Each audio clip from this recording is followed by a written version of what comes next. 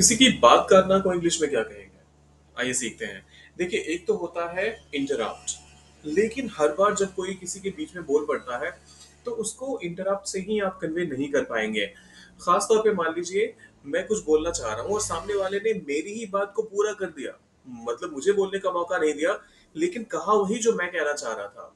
तो इस तरीके से अगर कोई बीच में बोल पड़ता है, तो उसको क्या कहेंगे?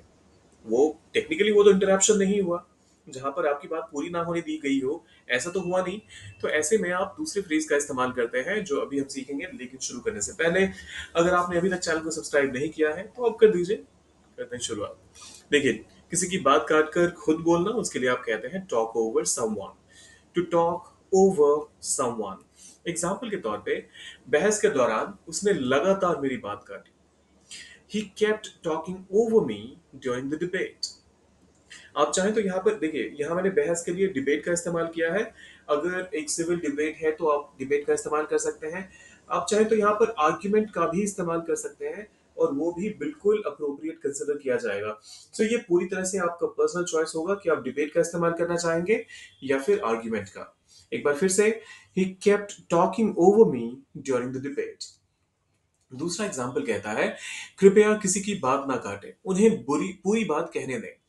Please do not talk over someone. जब कभी भी आप आपके सेंटेंस में कोई सब्जेक्ट नहीं होता है, बस सीधा सीधा एक इंस्ट्रक्शन दिया जाता है, तो आप डोंट का इस्तेमाल करते हैं। किसी की बात ना काटें, डोंट टॉक ओवर समवन। कृपया कहा गया है, so please don't talk over someone. यहाँ पर प्लीज अगर नहीं इस्तेमाल होता तो ये बहुत स्ट्रॉन्ग, एक एक बहुत ही हार्श कमांड जैसा साउंड करता। तो इसी को थोड़ा सा सिंप्लीफाई करने के लिए, थोड़ा सा इसको फॉर्मल बनाने के लिए प्लीज का इस्तेमाल किया गया है। So please do not talk over someone.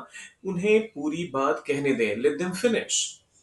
Please do not talk over someone, let them finish. Do not का आप ऑब्वियसली डोंट कर सकते हैं, so please don't talk over someone, let them finish. तीसरा एग्जाम्पल कहता है, वो हमेशा मीटिंग में सबकी बात काटता है। ही ऑलवेज, वह हमेशा, टॉक्स ओवर, दूसरों की बात काटता है, अदर्स, मीटिंग्स में, इन मीटिंग्स। वह हमेशा दूसरों मीटिंग में सबकी बात काटता है। ही always talks over others in meetings. अब ये आखिरी वाला आपके लिए है। बहस में किसी की बात काटना अशिष्टता है। बहस के लिए आप यहाँ पर फिर से, आप चाहें तो आर्ग्यूमेंट का भी इस्तेमाल कर सकते हैं और डिबेट का भी इस्तेमाल कर सकते हैं। अशिष्टता, इसको कैसे कहेंगे इंग्लिश में?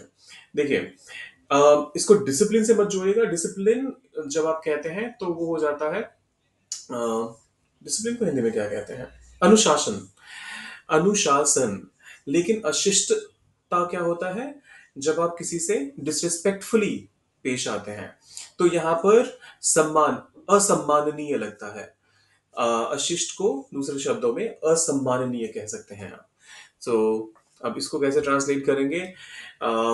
सोचिए, डालिए इसका ट्रांसलेशन कमेंट सेक्शन में, और जाने से पहले सब्सक्राइब, लाइक और शेयर करके जाइएगा। मिलते हैं जल्दी।